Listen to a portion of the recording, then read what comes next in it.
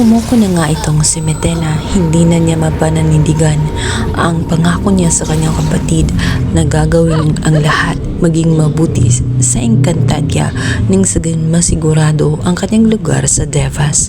Subalit sa dami ng kanyang pinagdaraanan, bumalik siya sa dati, nabalot muli ang puot sa kanyang puso at puro galit ang kanyang nararamdaman.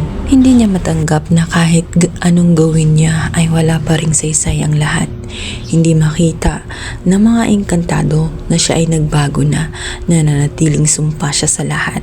Hindi kayang tanggapin na ang pagbabago, kaya naman hindi na niya hangarin pa na tanggapin siya at minabuti na nga lang niya na tanggapin ang alok nga nitong si Hagorn na makipagkasundo sa kanya at muling makapangyarihan at gaganti sa mga sangre. Hindi nagustuhan ni Cassiopeia ang nangyayari sa kanyang kapatid dahil nakita niya na maliligaw na naman ito ng landas.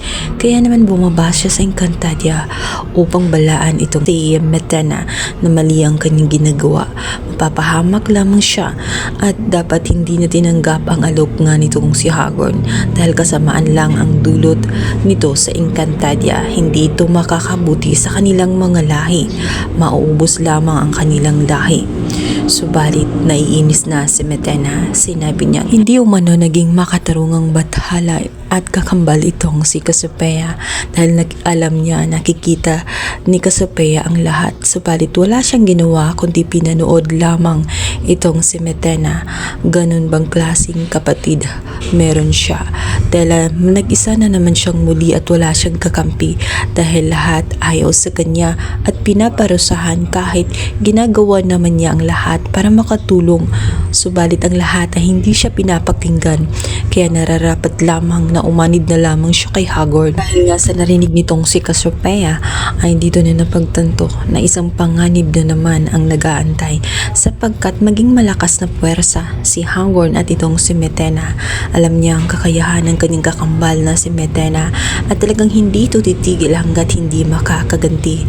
Nakita niya ang nababalot na naman ng puot ang kanyang puso at isa itong masamang pangitain. Samantala, sa labis na pag-alala nitong si Mash na Maika, sinabihan at binalaan niya itong si Batalomang Cassiopeia na nararapat ay may gagawin siya.